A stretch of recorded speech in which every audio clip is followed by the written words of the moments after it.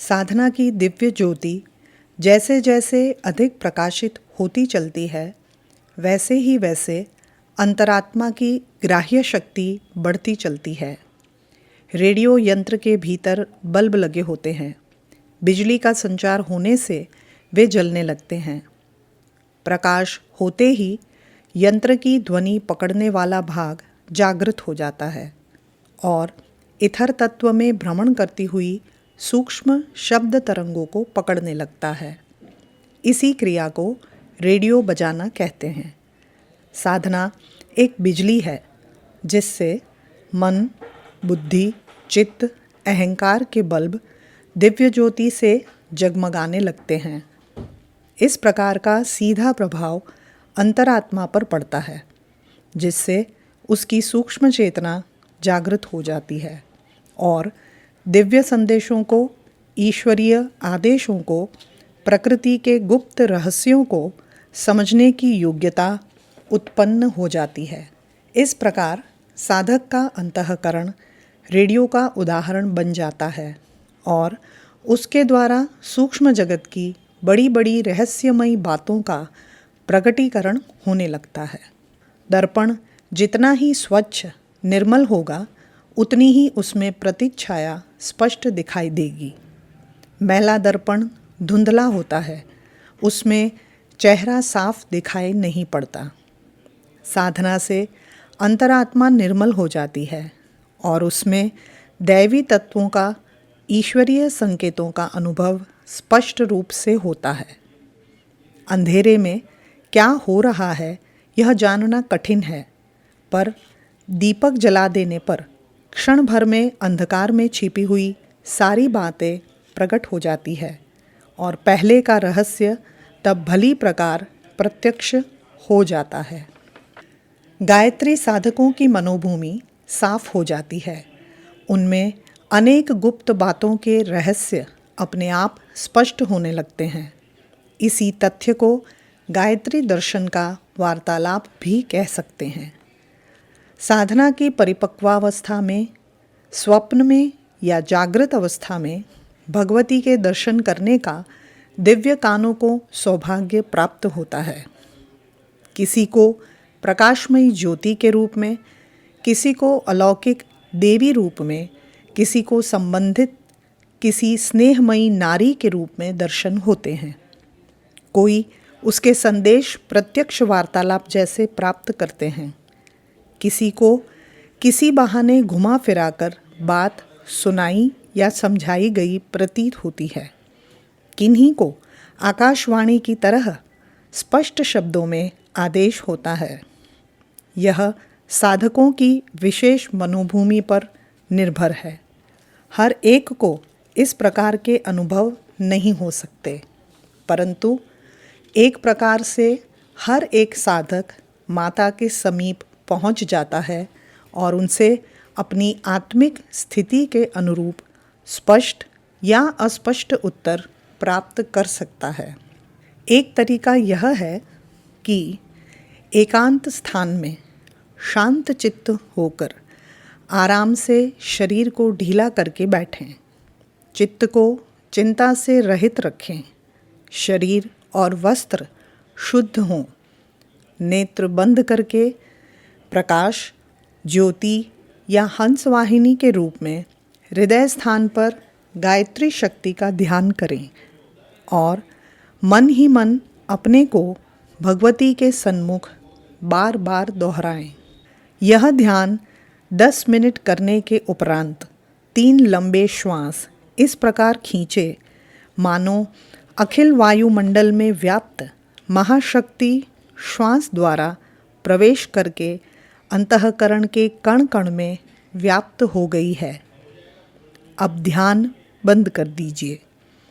मन को सब प्रकार के विचारों से बिल्कुल शून्य कर दीजिए। अपनी ओर से कोई भी विचार न उठाएं। मन और हृदय सर्वथा विचार शून्य हो जाना चाहिए।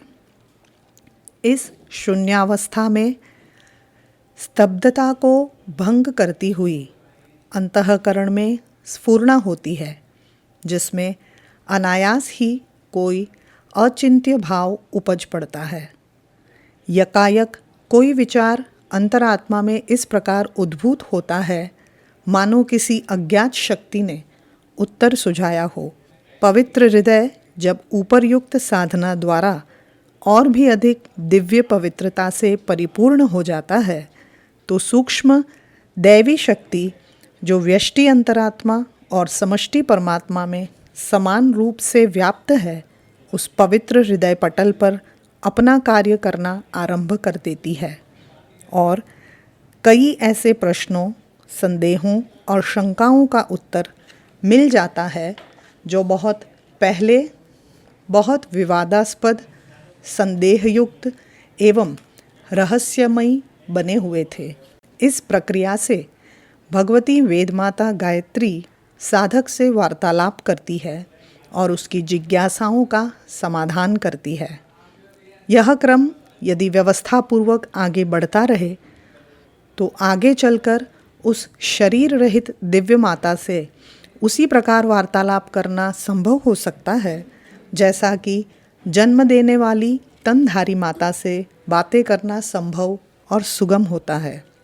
माता से वार्तालाप का विषय अपनी निम्न कोटि की आवश्यकताओं के संबंध में नहीं होना चाहिए।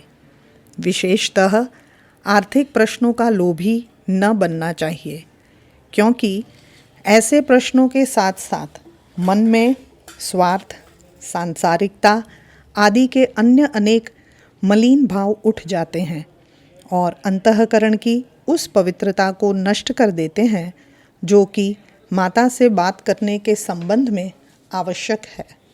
चोरी में गई वस्तु, जमीन में गढ़ा धन, तेजी, मंदी, सट्टा, लॉटरी, हार जीत, आयु, संतान, स्त्री, मुकदमा, नौकरी, लाभ हानि जैसे प्रश्नों को माध्यम बनाकर जो लोग उस दैवी शक्ति से वार्तालाप करना चाहते हैं वे माता की दृष्टि में इस योग्य ऐसे अधिकारी नहीं समझे जाते जिनके साथ उसे वार्तालाप करना चाहिए।